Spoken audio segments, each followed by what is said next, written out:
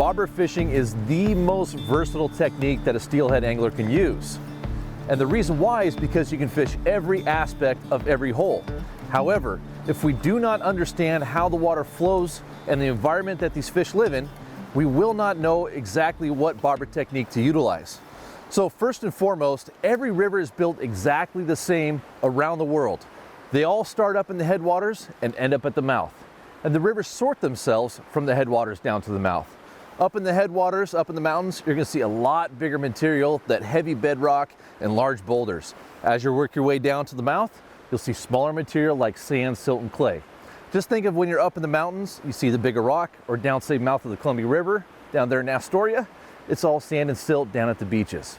But rivers don't just sort themselves from top to bottom, they also sort themselves left to right. A prime example is right here where we're sitting. So first, rivers are always built with a pool riffle system. They start out with the riffle, the fast water up top, drop into the pool, which is the meat of the hole, and then start to gradually shallow up into the tail out. And as they make that pool riffle tail out transition, they're usually turning left and right. Right here in this case, the main current is pushing up against that far shoreline. And right here at my feet, the current's almost dead.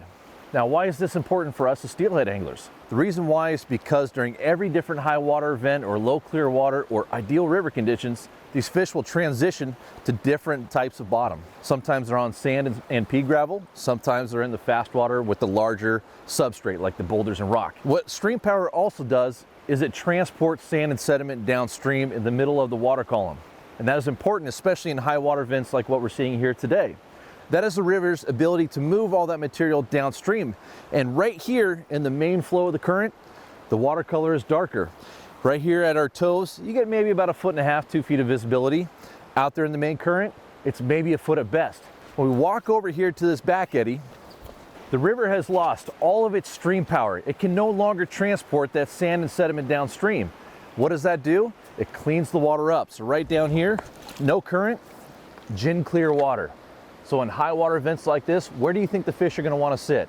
Out there in the main current where they're getting pummeled by sand and sediment, or in slower current up against the edges where they can breathe better. So understanding the environment of where these fish live is very important for us as anglers. Now, it also will dictate what technique we use. Fishing up at the heads of the holes, right where it drops out of the riffle in the first part of the pool, is perfect for fishing bobber and jig. You can hit these inside corners, little fast seams where the fish might be tucked up in there, and it's a great little scalpel. It's a precision tool to pick those fish off when they're in smaller water. When you get down into the meat of the hole, most of the water that we're fishing here today, bobber dogging is a fantastic technique because it allows you to cover a large stretch of water and fish it effectively.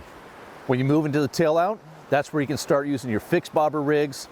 Even bobber dogging works well there too. And tail outs, depending upon how wide they are, that's a great place for bobber and jig as well. So understanding the environment that these fish live in, how they transition during each water event, high water, low clear water, ideal river conditions, will help you determine what bobber technique is best for you. Is it bobber and jig? Bobber dogging? Are you on the bank or in the boat? If we understand this fully, you're going to be more successful.